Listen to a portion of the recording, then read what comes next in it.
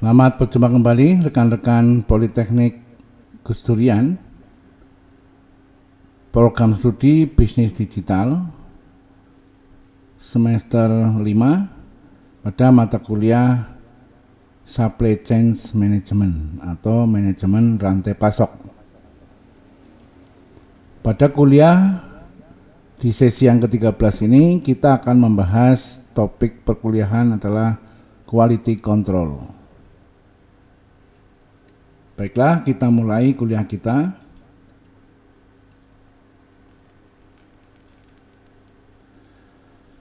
Dalam sebuah perusahaan, sangat penting untuk memastikan setiap produk yang dibuat atau diproduksinya memenuhi standar maupun kriteria yang telah ditentukan perusahaan.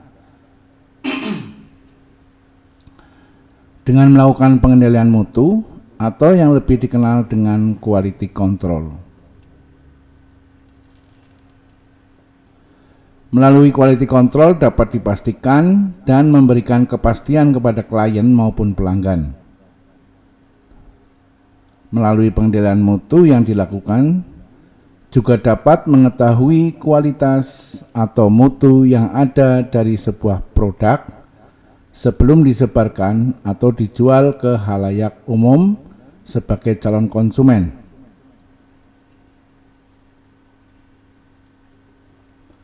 Namun apa sebenarnya yang dimaksud dari quality control atau pengendalian mutu ini, beserta berbagai jenis, dampak, serta contohnya. Baiklah, kita kaji lebih dalam sesi kuliah kali ini.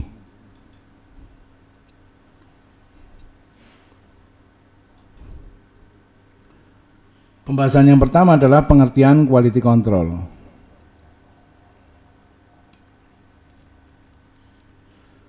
Quality control atau yang sering juga disebut dengan kendali mutu merupakan sebuah proses penelitian produk yang dilakukan perusahaan dalam proses produksi yang berlangsung guna menjaga serta memperoleh kualitas produk yang telah ditentukan kriteria serta standarnya.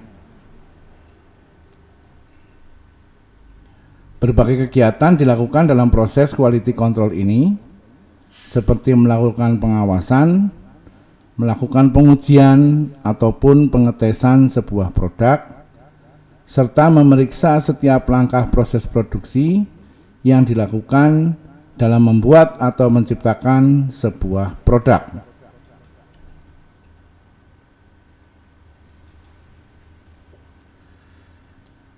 Asauri tahun 2004 dalam bukunya menyatakan definisi pengendalian mutu sebagai suatu aktivitas yang dilakukan oleh perusahaan dalam menjamin segala proses produksi serta operasi yang ada dalam menciptakan sebuah produk berjalan sesuai dengan rencana yang telah dibuat, dan jika terjadi suatu kesalahan maka dapat diperbaiki agar rencana yang ada tetap dapat dilaksanakan.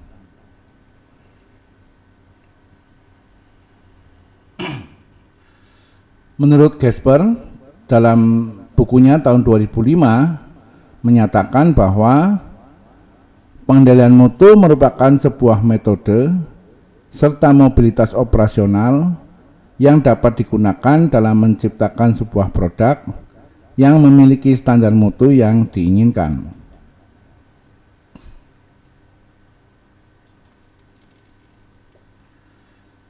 Ginting dalam bukunya tahun 2007 juga mendefinisikan bahwa pengendalian kualitas sebagai sebuah teknik pembenaran serta pengawasan yang dilakukan untuk menjaga kualitas suatu produk maupun prosedur yang dilakukan pada perencanaan proses produksi yang telah dibuat. Penggunaan alat yang sesuai, pengawasan yang dilakukan secara konstan, serta melakukan korektif jika memang dibutuhkan.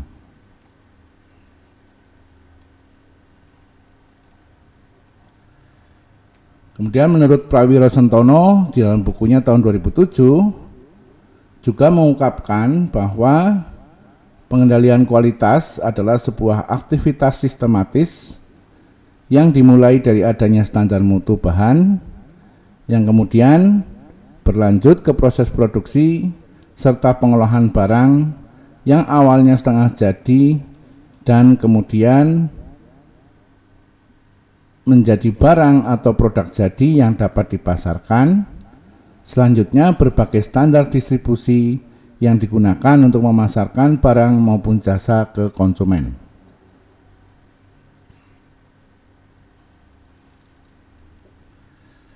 Dalam prosesnya, quality control atau kendali mutu ini sendiri dapat dilakukan oleh sebuah perusahaan, baik secara manual maupun modern.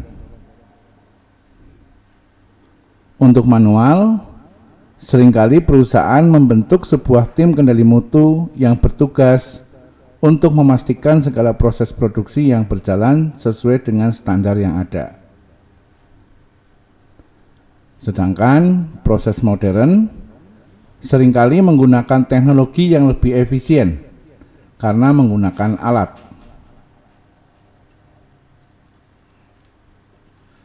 Berikut ini beberapa tanggung jawab sebagai tim quality control atau kendali mutu di dalam sebuah perusahaan.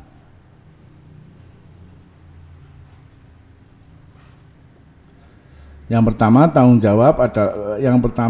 adalah mampu memantau segala perkembangan suatu produk yang sedang berada dalam tahap produksi, sehingga kualitas serta kriteria yang ada tetap terjaga dan produk dapat selesai dengan tepat waktu dan sesuai keinginan.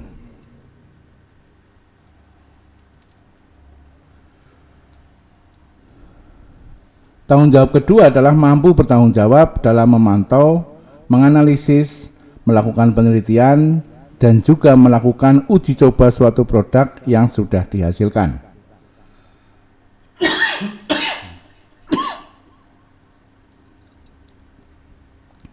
Tanggung jawab ketiga adalah mampu memverifikasi atau mengkonfirmasi kualitas produk yang sudah dihasilkan melalui berbagai kriteria dan penelitian yang dimiliki perusahaan.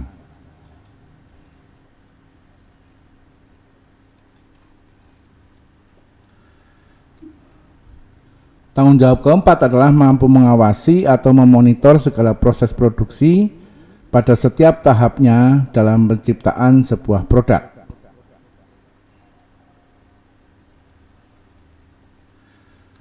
Tanggung jawab kelima adalah mampu mengetahui jika produk yang diciptakan memiliki kualitas yang rendah dan dapat meminta tim produksi untuk melakukan pengolahan ulang. Tanggung jawab keenam adalah mampu memastikan bahwa produk yang diciptakan dalam proses produksi tersebut memenuhi standar perusahaan yang ada serta memenuhi mutu ISO.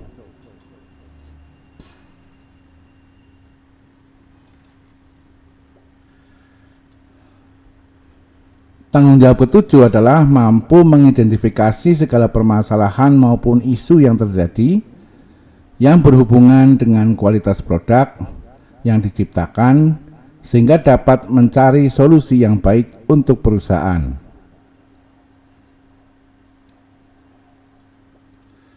Tanggung jawab ke-8 adalah mampu membuat catatan atau melakukan dokumentasi segala produk yang sudah dibuat sebelumnya agar dapat menjadi referensi di kemudian hari bagi perusahaan.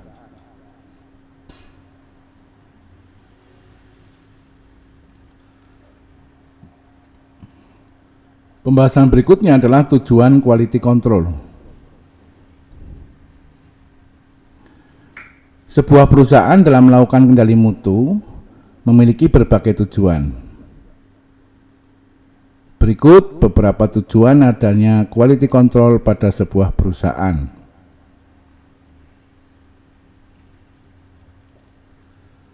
Tujuan pertama untuk mengawasi proses produksi sebuah barang maupun jasa sebuah perusahaan. Tujuan kedua untuk mengawasi setiap tahapan yang ada dalam kaitannya dengan proses produksi barang atau jasa tersebut.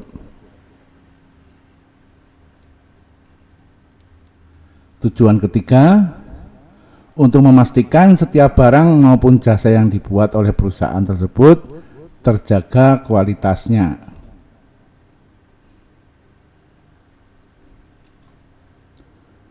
Tujuan keempat adalah mampu merekomendasi pengolahan ulang terhadap produk maupun jasa yang memiliki kualitas rendah. Tujuan kelima adalah mampu memberikan rekomendasi kepada pimpinan perusahaan agar produk yang diciptakan dapat maksimal. Tujuan keenam adalah mampu membuat catatan berupa analisis segala hal maupun langkah yang dilakukan dalam proses produksi sehingga dapat dijadikan referensi di kemudian hari.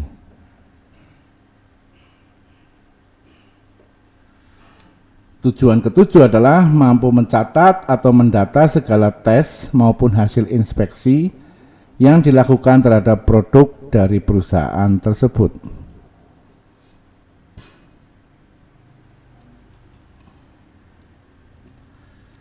Tujuan kedelapan adalah mampu memastikan segala produk yang diproduksi dapat memenuhi standar. Salah satu contohnya adalah mutu ISO.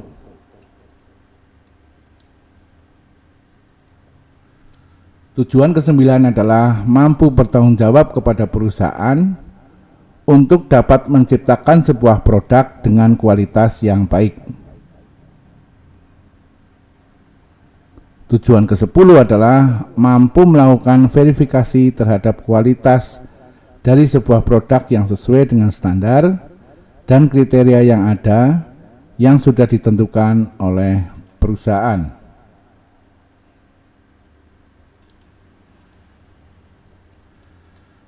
Tujuan ke-11 adalah mampu menjaga serta mendata segala proses inspeksi serta protokol yang digunakan dalam proses produksi. Tujuan ke-12 adalah mampu bertanggung jawab dalam mengidentifikasi segala masalah maupun isu yang terjadi dalam proses produksi serta menemukan solusi yang tepat.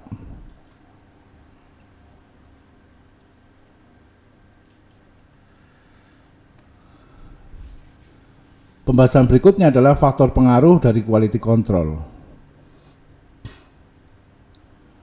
Menurut Asauri tahun 2004, faktor pengaruh dari quality control atau kendali mutu terdiri dari 4 faktor yang terdiri dari kemampuan pengolahan, spesifikasi yang valid, ketidaksesuaian yang diperoleh, serta anggaran mutu.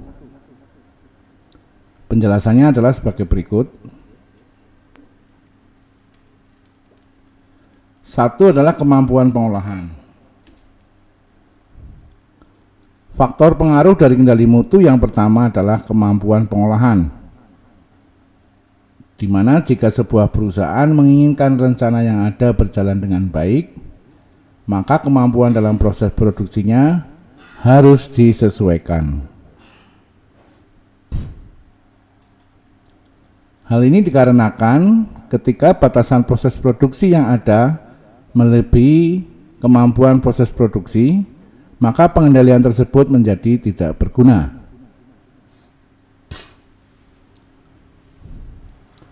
Faktor pengaruh yang kedua adalah spesifikasi yang valid.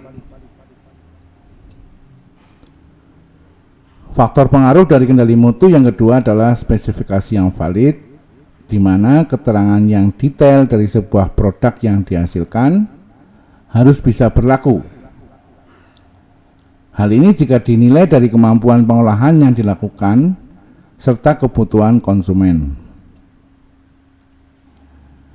Sehingga sebelum adanya pengendalian mutu yang lebih baik, memastikan terlebih dahulu spesifikasi yang ada dapat berlaku dengan baik.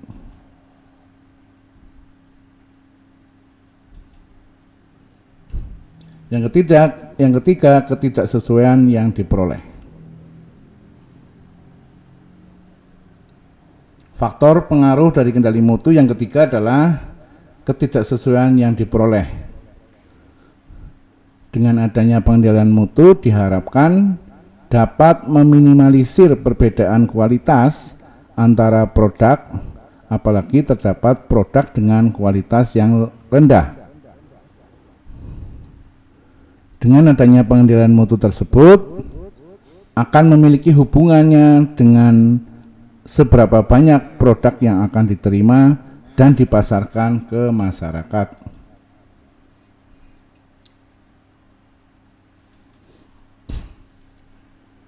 Faktor pengaruh dari kendali mutu yang keempat adalah anggaran mutu, yang merupakan suatu hal yang penting dan memiliki pengaruh yang besar, di mana seringkali anggaran mempengaruhi kualitas dari bahan yang digunakan dalam proses produksi yang pada akhirnya dapat mempengaruhi hasil produk akhir dari perusahaan tersebut.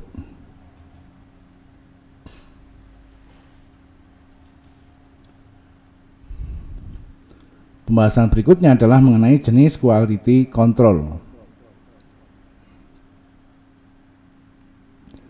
Berdasarkan produknya, kendali mutu atau quality control dapat dibedakan menjadi dua jenis, yaitu quality control internal dan quality control eksternal.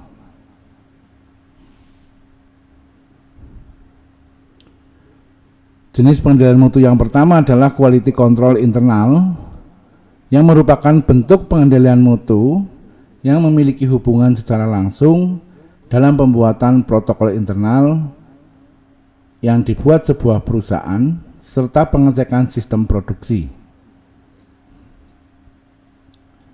Dalam jenis kendali mutu ini meliputi berbagai hal seperti pengecekan peralatan yang akan digunakan untuk proses produksi secara rutin, menganalisis data karyawan yang bekerja dalam sebuah proyek, serta menjalankan dan mengawasi agar standar serta protokol yang diberlakukan dapat berjalan dengan baik dan sesuai rencana.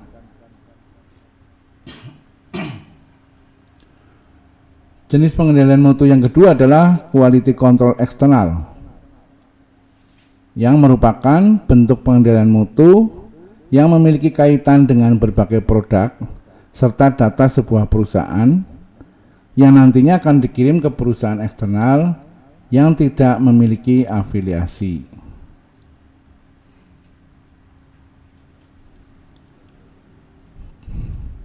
Contoh dari jenis kendali mutu ini adalah ketika sebuah perusahaan memproduksi barang yang berhubungan dengan pangan, maka perusahaan tersebut dituntut untuk melakukan analisis dari nilai gizi produk tersebut serta pengecekan umur produksi suatu barang secara rutin yang harus dilakukannya sendiri melalui laboratorium yang tersedia di dalam perusahaan. Namun, tetap saja di tahapan akhir untuk mengeluarkan produk tersebut ke pasaran harus melewati verifikasi dari laboratorium pihak luar serta mendapatkan label BPOM atau BPOM atau Badan Pengawas Obat dan Makanan.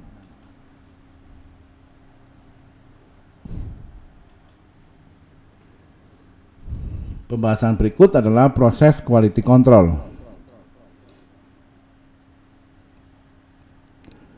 Berdasarkan pendapat dari Edward Deming, proses quality control atau pengendalian mutu dapat dilakukan berdasarkan 4 tahap, yaitu plan, do, check, dan action, atau yang dapat disingkat dengan sebutan PDCA. Proses PDCA ini digunakan untuk menguji serta menerapkan perubahan terhadap perusahaan dalam rangka memperbaiki kinerja proses produksi dan juga sistem yang berlaku di kemudian hari.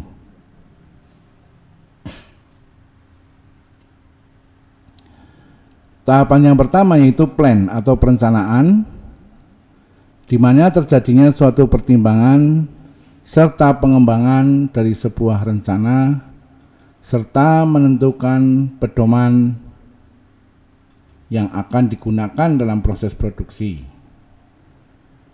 Selain itu, dalam tahapan ini juga dapat digunakan untuk memberikan informasi kepada semua orang yang bersangkutan dalam proses produksi mengenai pentingnya pengendalian mutu tersebut.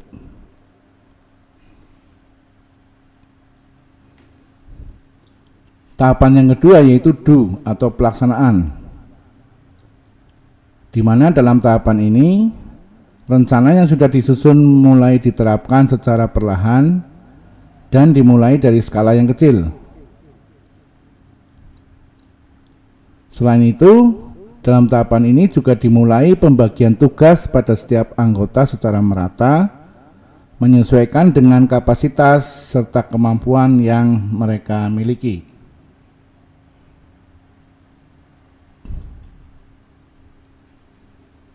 Tahapan yang ketiga yaitu cek atau pemeriksaan.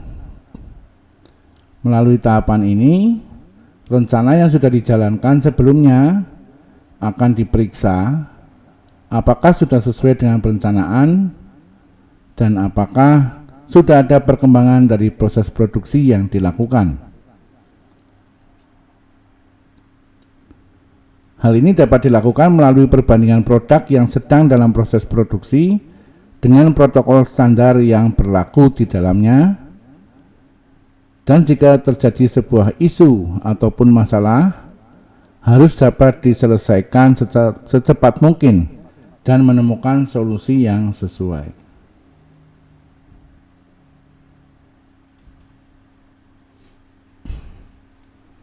Tahapan yang keempat yaitu action. Dalam tahapan ini, rencana yang sudah dijalankan harus melalui analisa apakah sudah sesuai dengan protokol yang ada, dan jika adanya perubahan yang terjadi, segera melakukan penyesuaian jika diperlukan.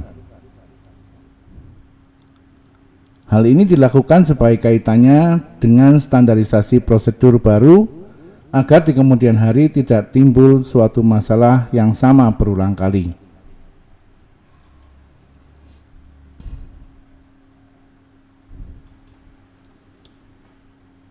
Pembahasan berikutnya adalah dampak dari quality control.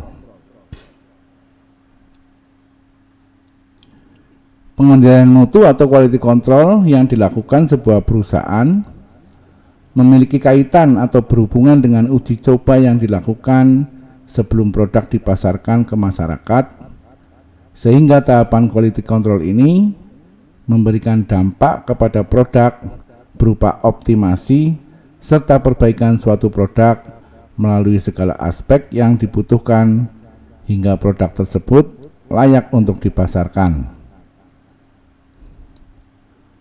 Selain itu, dengan adanya pengendalian mutu atau quality control ini, saat memproduksi suatu barang dapat menghasilkan produk yang berkualitas serta memenuhi harapan yang dimiliki perusahaan maupun konsumen yang akan menggunakannya.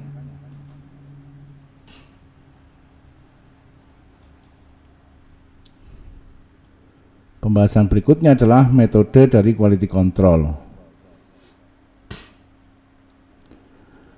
Dalam pengendalian mutu atau quality control yang dilakukan perusahaan, terdapat beberapa metode yang harus dilakukan seperti sebagai berikut. Metode yang pertama, mampu menyediakan berbagai daftar, baik daftar periksa maupun daftar barang yang diperlukan dalam proses produksi maupun penjualan suatu produk.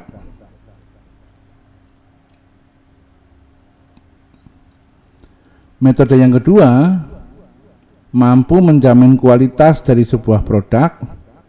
Berbagai kegiatan yang dilakukan berupa pengembangan sebuah desain dari produk yang akan dibuat, proses produksi, perbaikan, hingga adanya pengawasan proses produksi dalam menjaga kualitas suatu produk.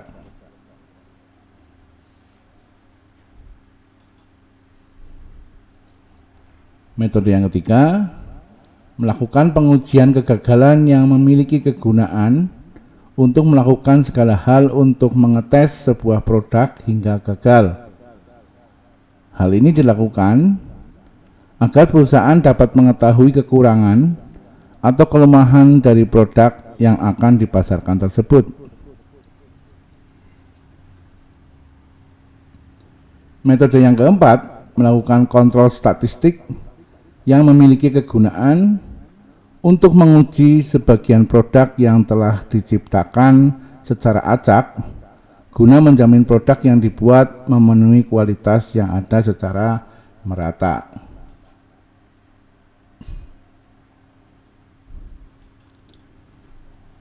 Metode yang kelima, menjamin kualitas perusahaan. Hal yang dimaksud adalah dengan memilih pimpinan dalam proses produksi dengan baik. Maka divisi atau departemen lain juga dapat berpengaruh akan hal tersebut. Pimpinan yang baik dapat mempengaruhi kinerja para anggotanya sehingga mampu meningkatkan kualitas dari produk yang dihasilkan.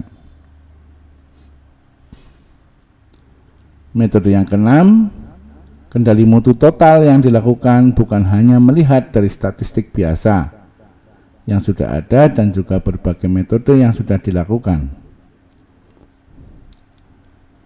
Dalam metode ini digunakan untuk memberikan gambaran produk secara lengkap serta meneliti ulang berbagai spesifikasi yang ada pada sebuah produk.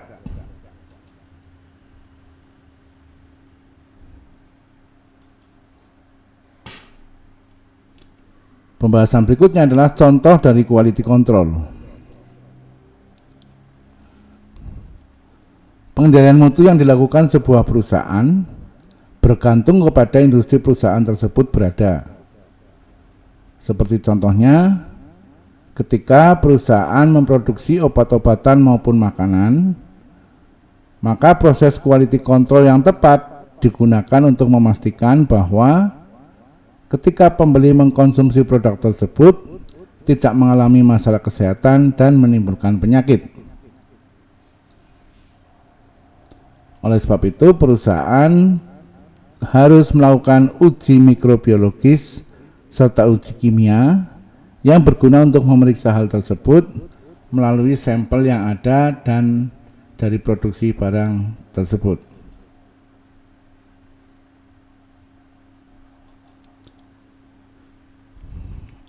Pengendalian mutu lain juga dapat kita lihat melalui kemasan makanan maupun minuman yang tersedia yang sering kita konsumsi, di mana terdapat tutorial atau cara menggunakan produk tersebut agar pembeli yang menggunakannya dapat memahami cara kerja produk tersebut. Selain itu, dalam proses produksi sebuah mobil, maka quality control atau pengendalian mutu yang dilakukan lebih berfokus pada bagaimana setiap komponen di dalamnya serta mesin yang ada dapat beroperasi dengan baik serta tidak adanya kesalahan pada setiap komponen yang ada di dalamnya. Itu adalah contoh dari bagaimana kita menjalankan quality control. Saya kira itu yang bisa kita bahas dalam perkuliahan kali ini dengan topik quality control atau penjaminan mutu. Subscribe bagi yang belum subscribe channel saya, kemudian like dan share kepada banyak orang. Siapa tahu apa yang kita bahas pada pertemuan kuliah ini bisa juga bermanfaat bagi orang lain. Kemudian berkomentar pada kolom komentar, khususnya kepada mahasiswa Politeknik Gus Durian, berkomentar sebagai bukti kuliah. Terima kasih atas perhatiannya. Kita akan bertemu lagi pada kuliah-kuliah berikutnya.